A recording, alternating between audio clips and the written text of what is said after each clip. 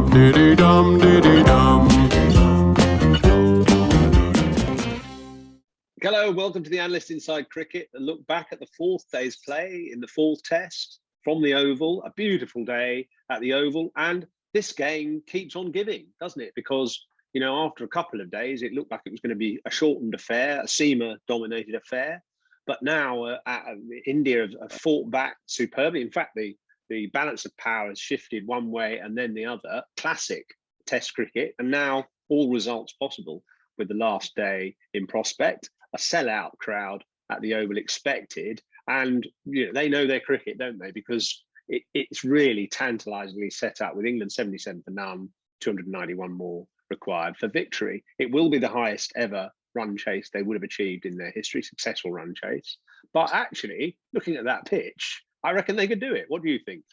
Well, this has been a brilliant LV Insurance Test series and a brilliant LV Insurance Test match. And it's been a match worthy of the series, really. I mean, it has gone one way and then the other. And so is this game. The series has done that. And so is this Test match. And I don't think anyone can sort of sit here tonight and say equivocally which way this game is going to go. You can make a case for, well, almost all four results. You can certainly make a case for perhaps the draw. That I looked on the markets, and the draw looks to be the favourite. And you can sort of understand it with this pitch as well, because if England were to lose 2 or 3 wickets in pursuit reasonably early on tomorrow, I think the pitch is flat enough for players to bat long and not necessarily go for it. You know, England might retrench. They might say, well, actually, it's too far ahead, too many runs to get, and they might sort of sit in a bit. And I think you can stay in. Of course, that brings its problems, doesn't it? If sometimes you're too defensive, you know, you get men around the bat, and there might be a catcher there that wouldn't normally be there if you were scoring reasonably freely. But that partnership between Hamid and Burns tonight has certainly given England a chance. I think when they started off 368, a long way ahead, but 77 for no wicket, so under 300 to win on the final day. It will, of course, it won't be easy, but you know, it's one of those situations where we've seen teams chase much bigger scores recently than in the distant past, where you say, oh, yeah, you can't get those runs, it's too many. But we saw it at Headingley. Okay, that was Stokes inspired, and it was a bit of a freak in a way with that last wicket partnership. I think probably if I had to sort of, you know, really nail my colours to one result, I would probably say, probably the draw. Of the draw with India. Well, the betting agencies, the betting agencies would agree with you there, because here's our who's winning graphic, and the draw has come back from sort of a bit of a dead prospect, certainly a couple of days ago, and even actually sort of after tea today, the draw was still the least likely. Now it's the most likely, with a potential draw of about 48%, something like that. And India and England fairly neck and neck at about 25%. So it's fascinating. India just slightly shade it at the moment. They're more like 28%, and England about 24, something like that, 25, and the draw around about nearly 50%. So it's interesting, isn't it? My feeling, and actually, by the way, you know, we should just look at this overall graphic today. Those of you watching on video, and by the way, the video is available on the Cricketer website at thecricketer.com as part of our Test match series coverage. It's a big sort of LV Insurance area of the website, and this graphic will be there as part of this video. And you know, it's fascinating to watch, say, the red line of England starting a little bit below India at the beginning of the match, climbing very high when they bowled India out for 191 and then got a lead of 100, and then suddenly sort of plummeting down as India have fought back in the second innings, and that big second innings score that they achieved, giving them hopes of victory, which has now been dashed by, or at least dented by, England's excellent opening partnership today. So it's been one of those classic Test matches where it has ebbed and flowed, and the balance of power has shifted quite dramatically, and it's still anybody's call. Yeah, I mean, that's the thing. If you look at that graphic, I know you're taking it off the screen now. If you look at the graphic, the draw has been third favourite throughout the game, and consistently, and you know, quite long odds throughout the game. And then around about tea time today, or just after tea today, when Hamid and Burns got stuck in, it's gradually come up. It's a sort of sharp, upward incline, and now it is the favourite. But I think what's really good is that the three main results, because there is a tie as well, which, I mean, goodness me, if we have a tie tomorrow, what a day we're going to have. But the three main results, draw, India or England, are all really close together, and that is perfect for the final day of a test match. I mean, it's the perfect storm, or whatever, the perfect summer's day. A storm actually probably is the wrong phrase to use, because it's set up so well for the final day. It's going to be sunny, fantastic weather. Every ticket has been sold. The series is level at 1-1, and you don't know who's going to win the game or whether it's going to be a draw. I mean, it's absolutely brilliant. It's wonderful for Test cricket. It's wonderful for cricket in this country, and and all those watching and following in India as well. They'll be avidly following the final day. When England started off 368 to win, you thought not much chance. I actually said to Chris Wokes, I spoke to Chris Wokes afterwards, and I said, first question was to him was, when you started your second innings, if I'd offered you a draw, would you have taken it? And he sort of paused and chuckled for a moment. He said, "Oh, didn't think you were going to ask me that question." So it was like sort of quite, sort of rather took him off guard, really. But I mean, obviously wanted to praise how well Hamid and Burns had played, and what that's done is it's tantalising, isn't it, for England? It's given them a sniff of a victory. Well, I think probably at the start that they might have thought 368, even on a flat pitch. Yeah, we take a draw from here. But now you're starting to think, yeah, it is on. And Chris, so we back deep tomorrow, then it is a possibility, especially with the pitch being so good. And he would know, because he was out there for 148.2 overs of absolute toil and grind. It was really hard work. Although we talked about the fluctuating nature of the game. Wokes chipped in with 2 quick wickets this morning. Then Kohli went, and England, suddenly it was 6 down and at just over 200 ahead. And you thought, hold on a second, England are right back in this after their tough day on the third day. It does show how quickly the game can change with the ball. And I think that's the thing we need to focus on tomorrow. India are very capable of rushing through 2 or 3 quick wickets and just changes the game completely. I must admit, I have never seen a pitch in England so unblemished after 4 days of Test cricket. There's hardly a mark on it. You can hardly see any of the run-ups. There's a little bit of rough that Jadeja can aim into, but it generally hasn't cut up nearly as much as any pitch I've ever seen in England. I don't know why that is. Maybe good opportunity perhaps to chat to Lee tomorrow, the groundsman at the Oval, and find out what particular preparation he used. He just left it a little bit green at the start. And sometimes when you do that, the ball dints and creates uneven bounce as the match wears on, and those little dents harden up. But it wasn't soft enough for that to happen. So it's just been a superb surface, which hasn't deteriorated very much at all. You can see the ball is still in good condition. It's not starting to scuff up to create reverse swing, which sometimes happens at the Oval late in the season, especially. The outfield very lush, so that's obviously helping to keep the ball in good condition. It hasn't swung very much for the bowlers generally after the first day. So I think it's one of those pitches that you dream of batting on. It's got a lovely even bounce, very little ball deliveries have misbehaved. And the only real threat has come from Jadeja throwing it into the rough, which will be hard for Rory Burns. It'll be a little bit hard for David Malan when he gets to the wicket, 2 left-handers. But actually not much of a problem for the right-handers. So they're going to have it the hardest, Burns, Malan, and perhaps Moen later on. England's right-handers have got nothing really to fear, I don't think. No, I mean, you mentioned about sometimes when the pitch starts a little bit damp, the ball just takes a divot out and leaves a divot, and then it crumbles later in the match, and it can become a bit uneven. I spoke to Mark Butcher while I was having my lunch today, and Butcher, of course, played a lot of cricket at the Oval, and he said that pitch is flat. And I said, are there any of those little divots in it, blemishes? And he said, no, there aren't. There are 1 or 2, but really not very much, which is a huge plus for England when you consider they're having to obviously have to bat last on the 5th day. Just on Jadeja, I mean, India, they would love that. Remember those substitutions you could have they experimented with them in one-day cricket for a bit, where you could make a super sub, and it didn't last very long. I mean, if Kohli could make a change to his bowling lineup, God, he'd have Ashwin in, wouldn't he?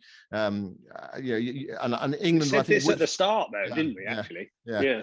England would fear Ashwin on the final day. Jadeja, he has got a good Test record, but they've just looked to be a bit of the lack of guile. I was on with Tuffers towards the end, and he said he just hasn't quite got that loop. It's a bit fired in. Okay, he's firing it into the rough. Hasn't quite worked for him so far. He was either a bit too full or a bit too short. It's a bit of a mixed bag. And yeah, there is pressure, especially on Burns, the left-hander, but there wasn't a huge threat from Ravi Jadeja. Perhaps tomorrow's another day, and he might come out and he might win the game for India. And actually, he's going to need support probably on the pitch like this. It's probably, I don't know, it's probably not a day when he's going to come out and take 6 for her. He might take his goal tomorrow would be say, can he take 3? Can he take 3 for her, and the rest support him, the likes of Bumrah, and get through England's batting order.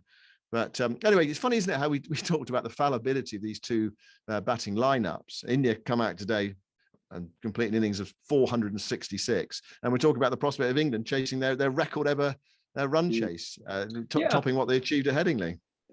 But it is to do with the pitch. And we've said actually all along, I think the pitch did that much in the first innings, but it just did enough. And the bowlers were very good, and, precision, and their plans are very, very meticulously worked out. And there's a few batsmen who were struggling, but as the match has worn on, the pitch has flattened, and it hasn't done anything. So all the results are feasible, and I don't think England will ever have a better chance to chase their record target in a Test match. 362, of course, was the record before that, which you called the final ball on, didn't you? In fact, it's in our opening titles, that great match at Headingley a couple of years ago, Ben Stokes hitting the winning runs there, 362 for 9.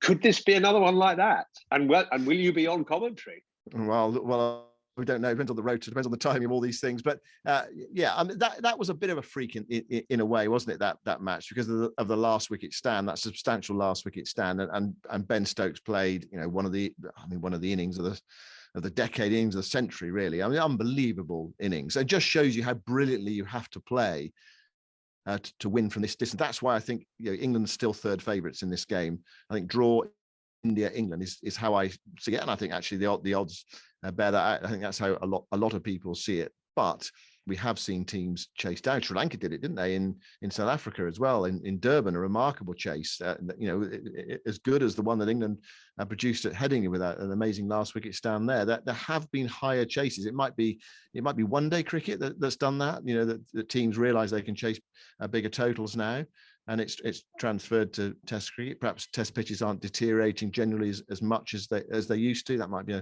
another factor. But whatever it is, it is happening, and you're right. I think on this oval surface, it is benign. It's a benign conditions. I saw Michael Holding in the corridor today. Michael, of course, in 1976, he took out the pitch, didn't he? We took those 14 wickets. I mean, that was flat. That pitch, that Test match, way back when we took 14 wickets. And I said, "Oh, they need you. They need someone like you, Michael." And he said, "Well, there's nothing there, is there? There's not even any swing." Yes, in fact, on commentary, he was asked how he would bowl on this. And he said, well, yeah, I'll take the pitch out of the equation a bit, try a few bouncers, a few Yorkers, keep plugging away. But in the end, I think I might just pull a muscle and go off. So I think that's quite a shrewd analysis, really. The town of Rugby isn't usually associated with our game, but there's a cricket club in the town doing great work, Rugby CC, and they are the next club we're profiling following their grant from LV Insurance and the ECB's £1 million Fund for Runs community initiative. As the only cricket club in the town, they've built up a popular club and already have a strong youth set up for boys. They are now focusing on investing time and energy into the girls' game with the aim of creating a full community club with an offering for all, regardless of gender. The grant from Funds for Runs will go a long way into helping them reach the goal and put cricket on the map in rugby. So we should consider who wins the In With Heart Award, the LV Insurance In With Heart Award today. And there's one or two candidates. I mean, certainly all those hard-working England bowlers. Chris Woakes the most successful with his 3-for, but they all bowled well. Certainly Woakes, Anderson, and Robinson all bowled over 30 overs. I just feel tired even looking at those figures. Just the foot soreness of ploughing away for 30 overs on that lifeless pitch. It's just I'm just so glad I don't do it anymore. But who else? Batting wise, Kohli battled it out.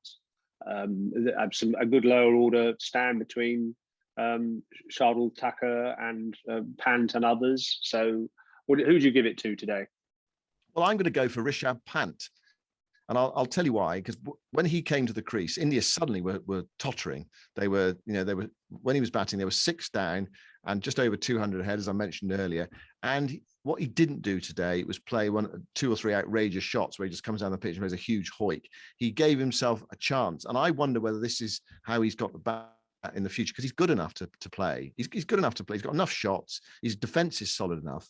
And he showed today in these conditions a really level head, and he made a half century. It took him 105 balls, and that stand with Shardul Thakur seemed to take the game away from England. It's given India a great opportunity in this test match, whereas at one point they were just tottering despite their excellent day yesterday. So I think for just reining himself in, we should give it to Rishabh Pant today. It is a sort of in with heart award. It is about sort of determination and playing slightly differently. So I think Rishabh Pant wins it. He was so frustrated to get out because he'd done so much hard work. I think he sensed, right, I've got my 50. I've really battled hard for 50.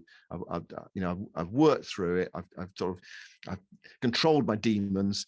And then he had a big drive at Moeen, was caught and bowled. He had to. I don't think I've seen a batsman leave the ground so slowly for so long. He had to drag himself off. He was hugely frustrated, and it was the lift in and needed, of course, as well. And Thakur was out just before. But he played well today, and perhaps there's a sort of lesson for him there. Those are the signposts for the future. He's such a talented player. In a way, it'll be frustrating. It'll be disappointing to see him play within himself in future, because you just love his unpredictability. But if it keeps failing, then you have to have another plan. A bit like Dhoni did. I mean, Dhoni used to play lots of shots when he first started, and then they changed his approach, and it worked really successfully for him. Especially, one day cricket, he was an absolute killer, wasn't he? But even in Test cricket as well, he was a success after being not exactly a walking wicket, but you could get him out quite easily in his early days of Test cricket. He'd give you too many chances, really. So well done, Rishabh Pant. Yeah, well done, Rishabh Pant. What about England's bowlers? We talk about not so much the Ashes coming up in a couple of months, but actually the 4th Test, whether they need something a little bit different, because that 4-pronged fast bowling attack is a bit samey. They're all around about the same pace. And while it works, if the pitch is helpful, it looks a little bit monotonous and repetitive if there's nothing in the pitch. And I chatted a bit to Stuart Broad yesterday, who's on holiday. So we had a bit of a text exchange, and I wrote this piece about wobble seam. And he talked about the advent of the wobble seam delivery being the kind of the phenomenon that's happening around at the moment, and that bowlers tend to focus now on the wobble seam, certainly in the first 10 overs, because the ball doesn't swing until the lacquer comes off. So with the new ball, they're looking to bowl wobble seam for 2 reasons. One, there's not much swing to be had quite often. And secondly, to get swing, you need to pitch it full, and that could be a half volley, whereas wobble seam you can get from a good length, and the batsman doesn't know which way it's going either. There are less clues. So Broad was talking about it being a very popular phenomenon. He says, swing for show, but wobble for dough. And I think most of the wickets that England have taken in this Test series, or certainly this match, have been with the wobble seam. But the trouble is, if there's nothing in the pitch at all, it's not moving, you need something else. And that something is probably pace, i.e. wood. So you'd love to be able to sort of have that 4-pronged seam attack when it's doing a bit, and then substitute one of them for Mark Wood in the second innings. That's why Test cricket is such an interesting game. Is you've got to lay your cards on the table before the match. India would love to have Ashwin now. England would probably love to have had Wood at some times in the second innings. I'm absolutely certain that Wood is going to play at Old Trafford as long as he's fit. And he was out there bowling at tea today, roaring in. He said he's had a problem with throwing, isn't he? I think his bowling is fine. He's just a slight problem with throwing, but I'm sure he's going to play at Old Trafford. England are going to have to just mix it up a little bit, back to back test matches. And you mentioned some of the bowlers have bowled a lot of overs. So, what are they going to do? They're going to have to see where they are, see whether they're in that red zone in the next few days. Will Jimmy Anderson play? I mean, England will want him to play. Of course they will. But is it risking injury? He's bowled a lot of overs in a quick space of time. And what did he bowl in this second innings? 33 overs. Yeah, bowled in the second innings, where Robinson bowled 32, Wokes on his comeback bowled 32, so 47 overs in the match on your comeback. When you haven't bowled very much, you said, oh yeah, the body's feeling a little bit sore. I'm not surprised. It's very easy to sit here and say, oh well, they get well paid and all that, but you can't pay a body to recover. Your body does what you could be fit and all that sort of thing, but you can't, however much money you earn, you can't pay it to recover. And what you don't want is to get injured. Is that balance anyway? Well, the medical team will have to sort all that out. But first things first, we're looking at Old Trafford. First things first, we've got an absolute cracker of a day. One person we haven't really mentioned today, actually we should do, is Shardul Thakur. Another fine innings. I mean, Rishabh Pant wouldn't have been anywhere without that 60 from Shardul Thakur and that stand of 100 for the 7th wicket. And the other point to make as well, I think, is when we saw Umesh Jasprit Bumrah put together their partnership, because India put on 52 for the last 2 wickets. I just thought, okay, we know this pitch is flat, but if they can make it look easy, then I just wonder what could be around the corner for England, certainly in terms of a draw, in terms of not being dislodged in that second innings.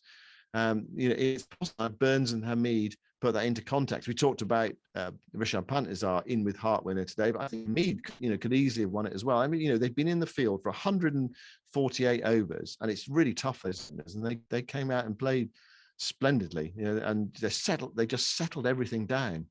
Just sense the crowd batting with them, in those closing overs, getting to the close, but they've got to come back and do all tomorrow. There's still a heck of a lot to do on this final day. 291 to win from 90 overs. I mean, it's just beautifully set up, isn't it? And that's a really good point about the dedication of the openers and the stamina they showed at the end there to sort of survive that spell and actually get the runs on the board as well. So 90 overs to go, 290 odd to win, 3 and over. It's definitely doable. And we're very interested to see what happens. Obviously, so will a capacity crowd of 25,000 tomorrow. We'll be amongst them, and we'll report back tomorrow night to tell you what happened. Dum diddy dum diddy dum.